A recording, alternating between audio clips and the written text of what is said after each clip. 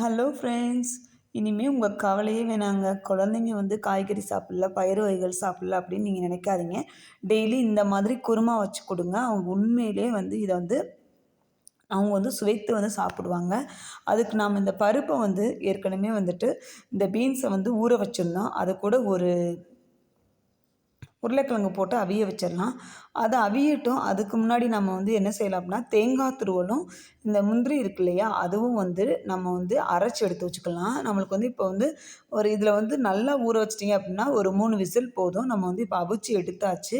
இதை அவிச்சு எடுத்ததுக்கப்புறம் பாருங்கள், இந்த பருப்பை வந்து இப்படி குழையாமல் எடுங்க. அது குழஞ்சிச்சுன்னா டேஸ்ட்டு சுத்தமாக வந்து போயிடும். இப்போ நம்ம வந்து தாளிக்க ஆரம்பிச்சிடலாம். கடாயை வந்து சூடு பண்ணிவிட்டு இதில் வந்து எண்ணெயை ஊற்றிட்டு நம்ம வந்து இந்த பட்டை, அதுக்கப்புறம் ஏலக்காய்லாம் போடுவோம் இல்லையா, இதெல்லாம் போட்டதுக்கப்புறம் வந்துட்டு வெங்காயத்தை வந்து அது கூட போட்டு நல்லா வதக்கிக்கலாம். வெங்காயம் வந்து ஒரு 2 அந்த 3 எடுத்துக்கோங்க. வெங்காயம் தான் வந்து டேஸ்ட் வந்து கொடுக்கும்.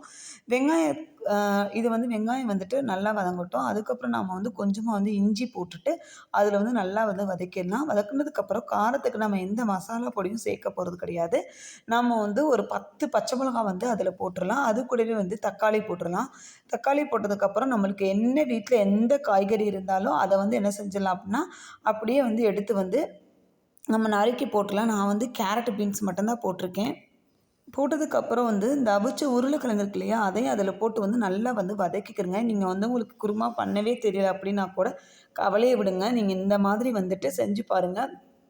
உண்மையிலேயே வந்து இது வந்து இட்லி, தோசை, பூரி, இடியாப்பத்துக்கு கூட வந்து இதை நம்ம யூஸ் பண்ணிக்கலாங்க. இப்போ நம்ம வந்து இந்த அரைச்சி வச்சுருந்தோம் இல்லையா, தேங்காயும் முந்திரியும் போட்டு அதை வந்து அதில் ஊற்றிட்டு ஒரு வாட்டி கிண்டி விட்டுலாம். ஏன்னா அது கொஞ்சம் வந்து ஸ்மெல்லு போட்டும், அந்த அளவுக்கு வந்து நல்லா வந்து கிளறி கிண்டி விட்டுக்கலாம். இப்போ வந்து நம்ம அந்த அவிச்ச அந்த பயிரை அதில் போட்டுட்டு ஒரு 10 மினிட்ஸ் வந்து இதை கொதிக்க வச்சா போதுங்க. நம்மளுக்கு வந்து சூப்பரான குருமா வந்து ரெடி ஆயிடும். இந்த வீடியோ உங்களுக்கு ரொம்பவே யூஸ்ஃபுல்லாக இருக்கும் அப்படின்னு நான் நம்புகிறேன்.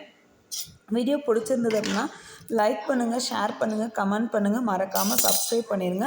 இப்போ நம்மளுக்கு குருமா ரெடி ஆயிடுச்சு. நம்ம சப்பாத்தி கூட அதை வச்சுட்டு நம்ம இந்த மாதிரி வந்து அந்த குழந்தைங்களுக்கு வந்து அதில் நல்லா மசிச்சு கொடுத்தோம் அப்படின்னா அவங்க வந்து சூப்பராக வந்து சாப்பிட்ருவாங்க. அவங்களுக்கு இந்த டேஸ்ட் வந்து ரொம்பவே பிடிக்கும். ஏன்னா காரமும் அதிகமாக இருக்காது. அவங்க வந்து விரும்பி சாப்பிடுவாங்க. நீங்கள் வந்து ட்ரை பண்ணி பார்த்துட்டு எப்படி இருந்துச்சு சொல்லுங்கள். ஓகே, பாய்.